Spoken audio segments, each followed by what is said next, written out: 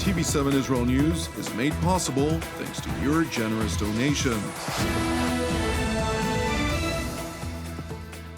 Shalom, Erev Tov, good evening. This is TV7 Israel News broadcast to you from Jerusalem. U.S. President Donald Trump asserts that recognition of Palestinian statehood honors Hamas. Iran is frantically seeking to push back on the E3's decision to snap back a long list of UN sanctions, which are set to take effect over the weekend. Recognition of Palestinian statehood, following the atrocities committed on October 7th by the Islamist Hamas, is plain and simple a reward for Hamas. In a meeting between French President Emmanuel Macron and U.S. President Donald Trump, the American head of state explicitly stated that he fundamentally disagrees with his French counterpart.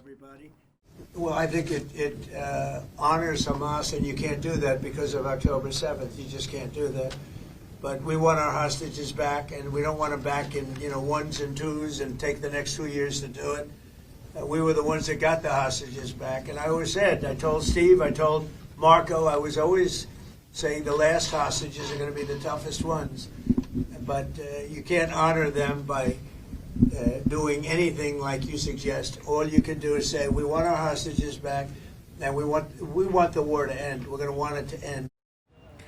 Put on the spot, the French leader, whose domestic approval ratings have plummeted to an all-time low of 15%, made it even worse when he provided false figures, claiming that the Islamist Hamas had the same amount of fighters as it did when the Palestinian terror group perpetrated the October 7th atrocities, which also resulted in both murdered and kidnapped French citizens. It's just a big change. Nobody, President Trump is totally right. Nobody forgets the 7th of October. I went there a few days after, taking families in my hands, and we experienced all together these horrific attacks. And by the way, we lost a lot of French people in this terrorist attack. But after almost 2 years of war, what is the result?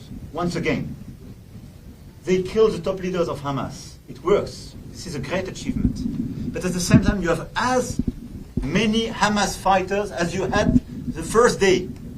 So it doesn't work to dismantle the Hamas. This is not the right way to proceed. Meanwhile, in an interview to Fox News, U.S. Secretary of State Marco Rubio addressed the cynicism behind recognition of Palestinian statehood. It's irrelevant. It's going to get a little bit of attention, but there is no Palestinian state. You can put all it's kind of an emblematic of what the president says about the UN. You can put out all the paper in the world you want. The only way there's ever going to be a permanent solution to this challenge between Palestinians and Israelis is a negotiated settlement, one in which the Palestinians are going to have a territory and they're going to govern it, but it cannot be one that's going to be used as a launch pad for attacks against Israel. And that's something that has to be negotiated with Israel.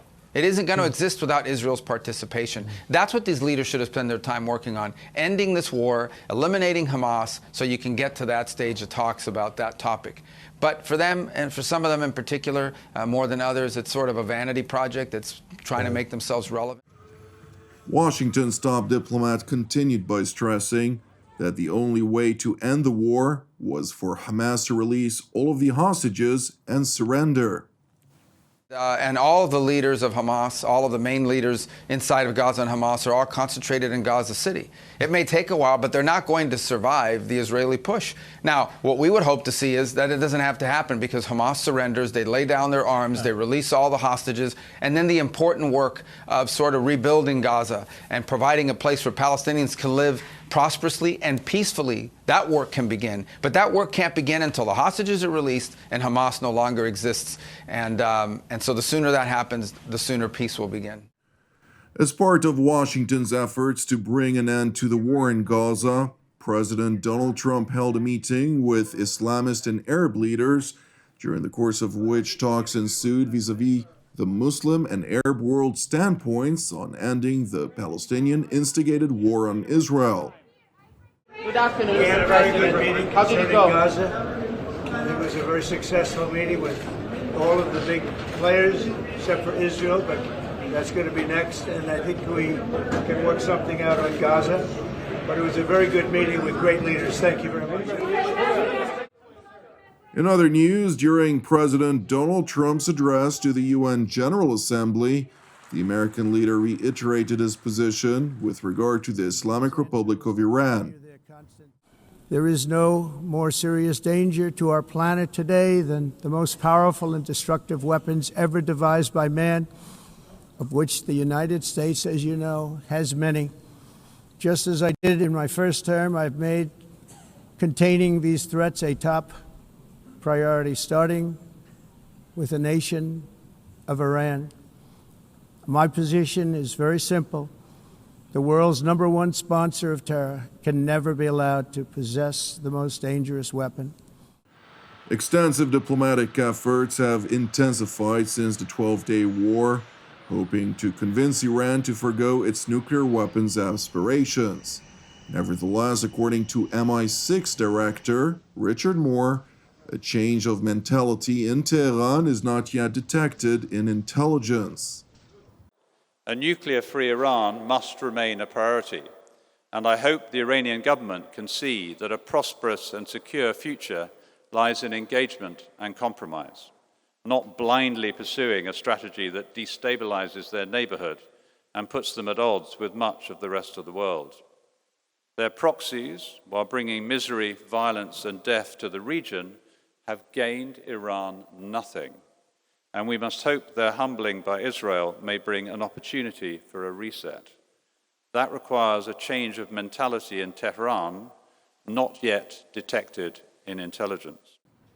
In light of Tehran's continued defiance, the E3, to include France, Britain, and Germany, have triggered a snapback mechanism, which is expected to reinvigorate a long list of sanctions against the Islamic Republic, a move which deeply troubles the Ayatollah regime at a time when its economy faces record lows.